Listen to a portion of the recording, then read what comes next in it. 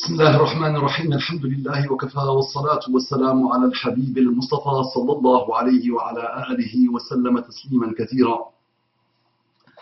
إن الله وملائكته يصلون على النبي يا أيها الذين آمنوا صلوا عليه وسلموا تسليما. رب اشرح لي صدري ويسر لي أمري واحلل عقدة من لساني يفقه قولي.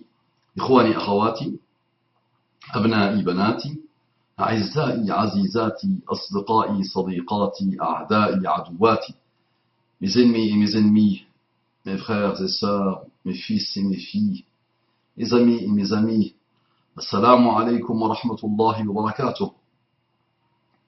Mes frères et sœurs non musulmans, qu'Allah vous accorde la guidée et ses délices.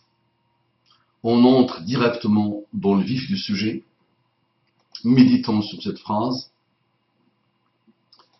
Méditons sur cette phrase. Avec le français, on a accès aux lumières.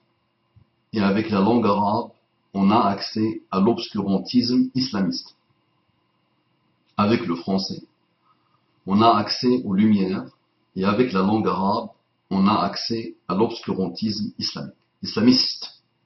Encore une fois, avec le français, on a accès aux lumières, et avec la langue arabe, on a accès à l'obscurantisme islamiste.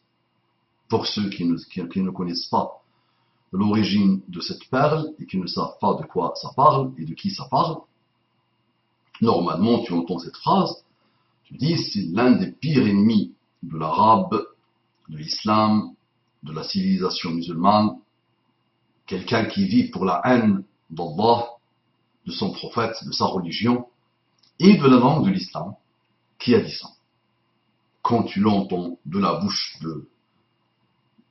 d'un combattant qui combat l'islam, qui ne vit que pour ça, te dis, c'est normal, c'est logique. Ça ne pose pas de problème. Le bien et le mal déclare une guerre infinie, lourde, en continu, contre le bien, il n'y a pas de problème. Et le bien lance tout ce qu'il peut comme bonne chose pour dire au mal, stop, remets-toi en cause et avance. Donc c'est normal, ça c'est le combat entre le mal et le bien.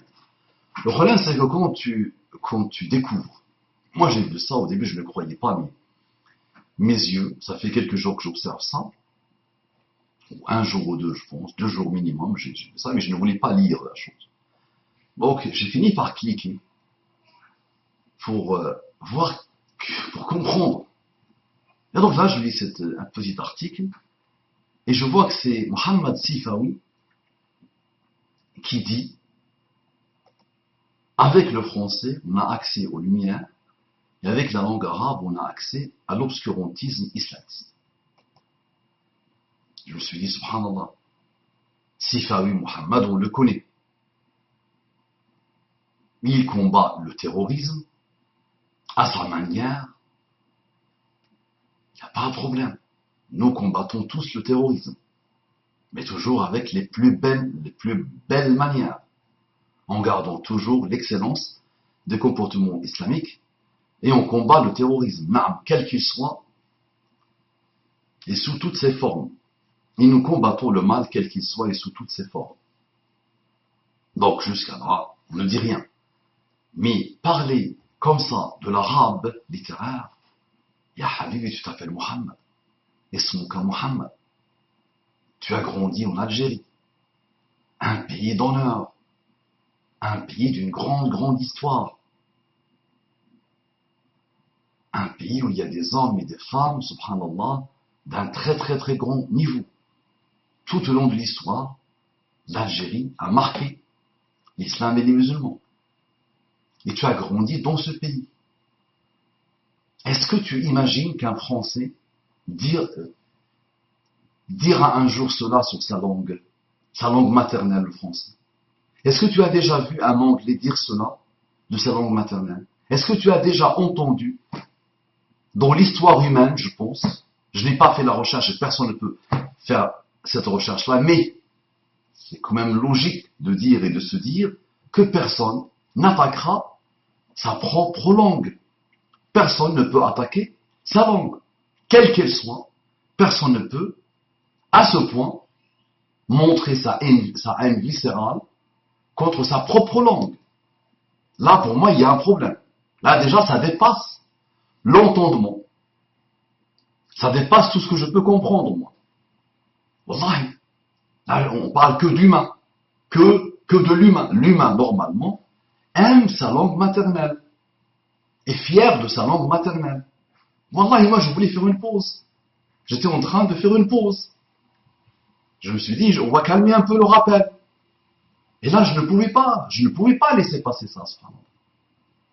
Sifawi, tu t'appelles Mohammed. Mohammed. Bah, commence par changer ton prénom.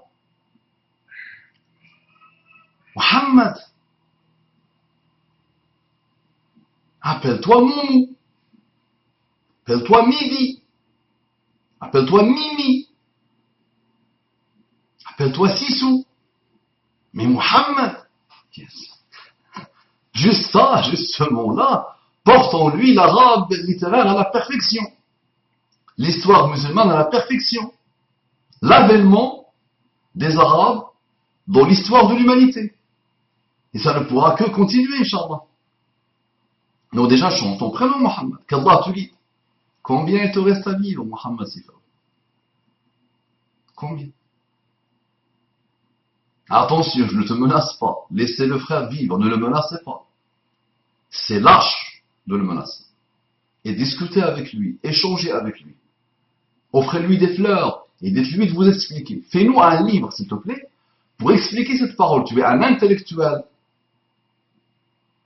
qui se respecte et qui se déploie pour être respectable.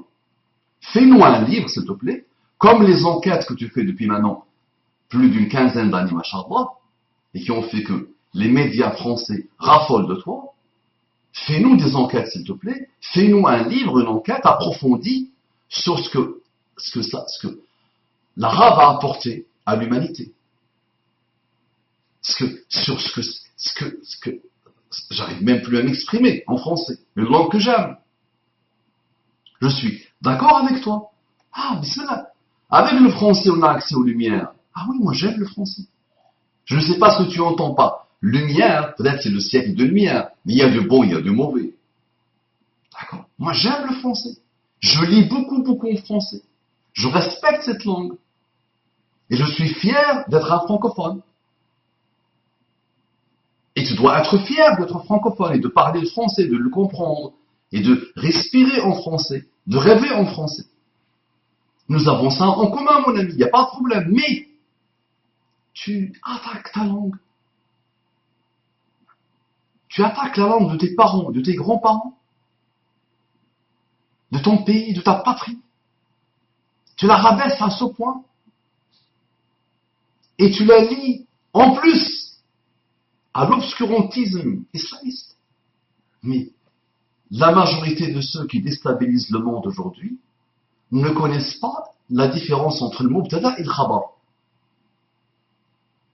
Ne peuvent pas prononcer na'aqa, himarun, na'iqa, al-ghirbani, bahthan an hubbi asyaadihi,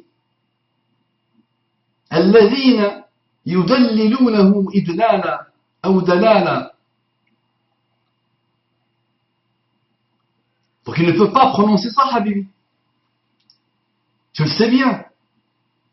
Et je pense que tu as compris la phrase en arabe littéraire.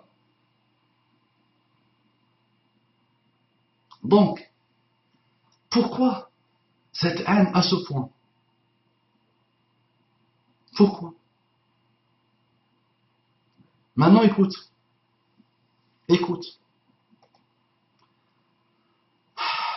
كيف يستطيع الإنسان أن يقاوم جمال هذه اللغة ومنطقها الفريدة؟ فجيران العرب أنفسهم في البلدان التي فتحوها سقطوا صرع سحر تلك اللغة. كيف يستطيع الإنسان أن يقاوم جمال هذه اللغة؟ Comment l'humain, l'être humain, peut résister à la beauté de cette langue? ومنطقها الفريد, et sa logique unique. sa logique unique. فجيران العرب, les voisins des Arabes eux-mêmes, في البلدان التي فتحوها, dans les pays conquis par les Arabes, سقطوا صرع سحر تلك اللغة, ils sont tombés ensorcelés ils sont tombés suite à l'ensorcellement de cette langue. C'est-à-dire ils ont subi l'ensorcellement de cette langue.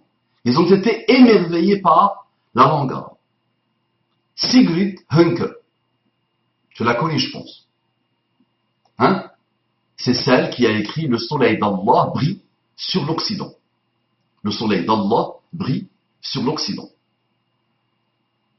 Donc je te répète sa phrase. كيف يستطيع الإنسان أن يقاوم جمال هذه اللغة ومنطقها الفريد? Comment l'humain peut résister à la beauté de cette langue et sa logique unique? فجيران العرب, les voisins des Arabes dans les pays conquis par les Arabes sont tombés ensorcelés par cette langue. Et j'avais déjà fait un rappel sur le summum de la civilisation humaine et historique, c'était l'Andalousie, un mélange de plusieurs peuples. J'avais déjà fait un rappel de quelqu'un qui souffrait, vraiment, qui avait exprimé une souffrance totale quand il voyait ses concitoyens, ses co-légionnaires, ses amis en religion, ses amis dans la culture, ceux qui ont partagé sa patrie, sa culture, sa langue, ou ses langues, qui étaient amoureux de la langue arabe. Et il a vu avec ses propres yeux, il cherchait des gens qui ne parlaient pas l'arabe, il n'arrivait pas à trouver. Il cherchait des gens qui parlaient sa langue d'il y a quelques siècles en Andalousie, il n'arrivait pas à trouver. Il avait même dit que les habitants de l'Andalousie ont battu, subhanallah, les vrais arabes. Ça veut dire qu'ils faisaient de très belles poésies et ils excellaient dans la langue arabe. Mon ami, Mohammed Sifawi, il était obscurantiste il y a quelques siècles. L'une des définitions de obscurantiste il y a quelques siècles, c'est celui, le petit, qui prétendait vouloir apprendre la science sans connaître l'arabe littéraire. Je pense que tu te rappelles de ceux qui partaient en Andalousie apprendre autour de beaucoup de sciences, mais s'ils ne connaissaient pas l'arabe, ils étaient considérés comme des guignolos. On ne les prenait pas au sérieux. C'est comme aujourd'hui, si tu dis, je veux faire de la recherche à très haut voltige, mais sans passer par l'anglais. C'est une folie furieuse. C'est une aberration de le dire. À la belle époque, à une époque, c'était comme ça avec l'arabe littéraire. Tu peux me dire, je suis tombé amoureux d'une langue, pourquoi pas? Mais sans dire, je détruis, j'attaque ma langue. En plus, avec du mensonge en plus. Nous, notre rêve à nous, c'est quoi?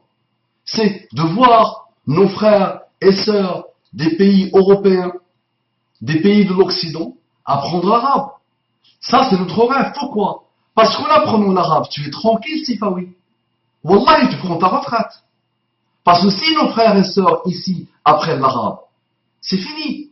Ils vont s'apaiser à l'infini. Si les non-musulmans commencent à apprendre l'arabe, sans même s'intéresser à l'islam, ils vont reproduire le modèle de l'Andalousie.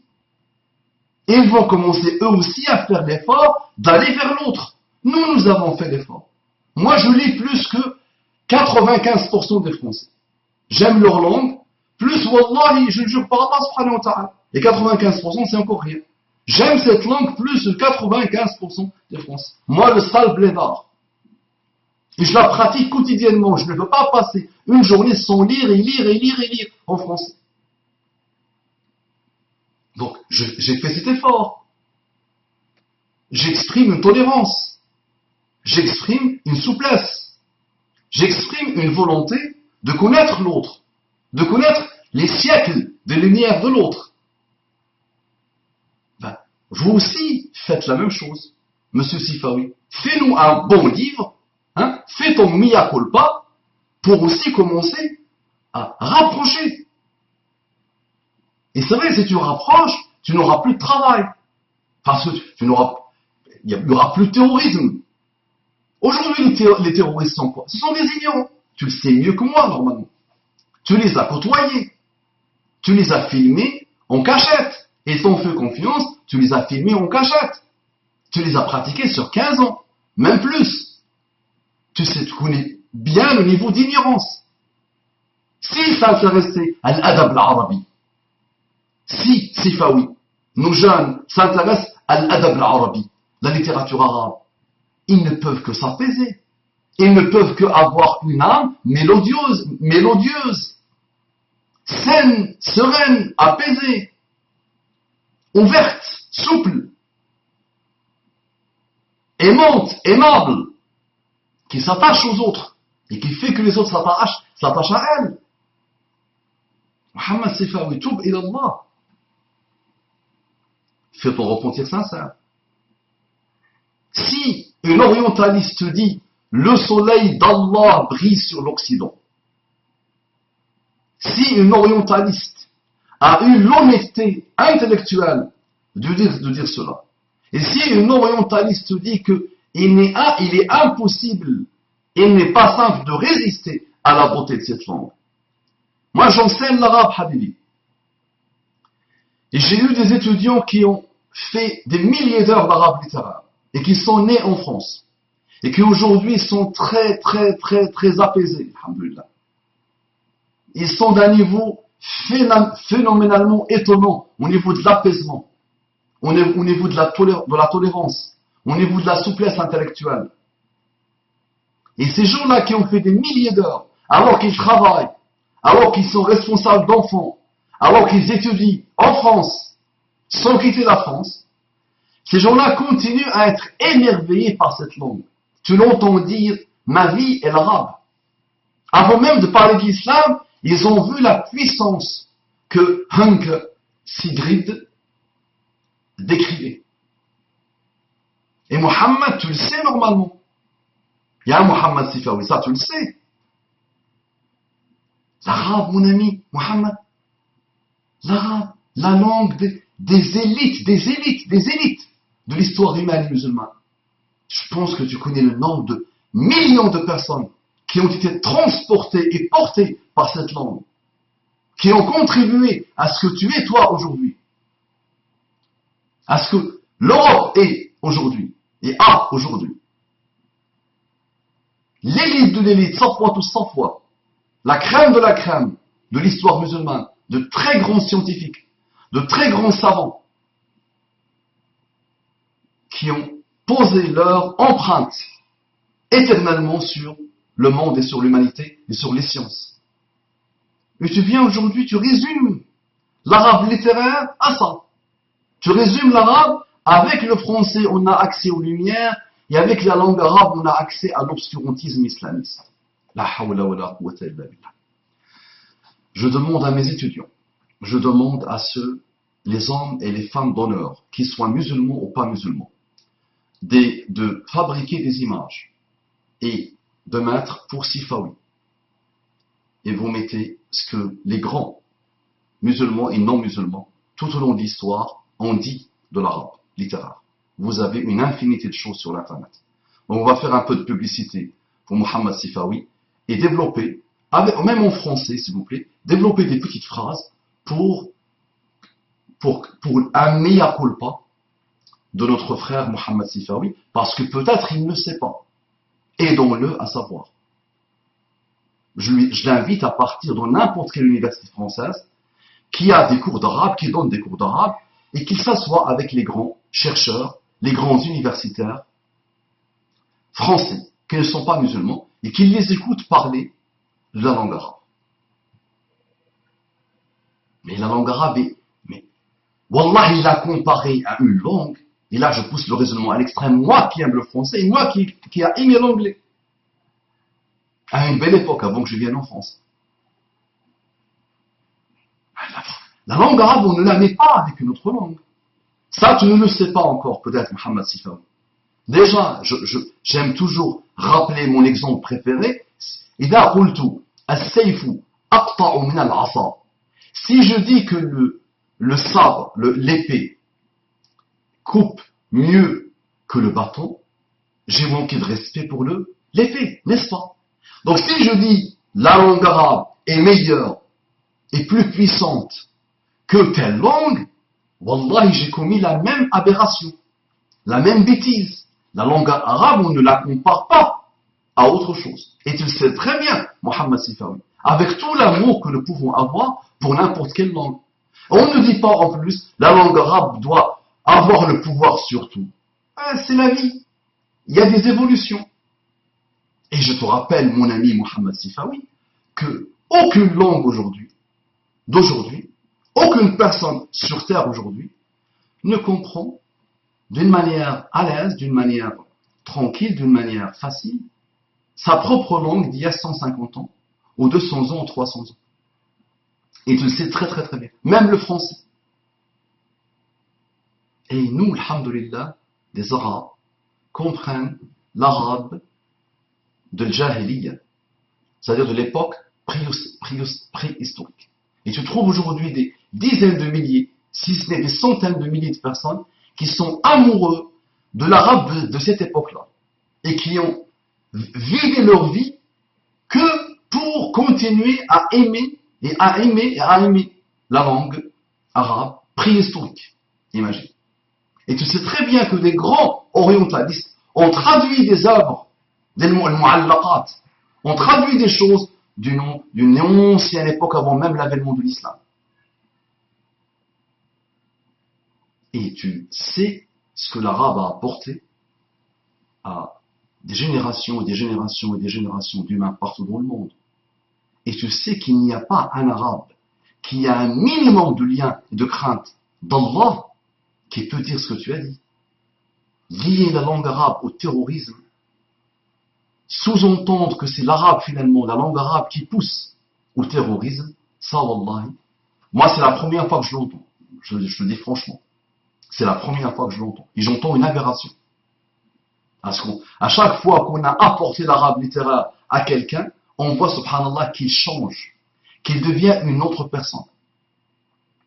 Et des études disent que, j'avais lu un article l'autre jour, il y a quelque temps, sur ça.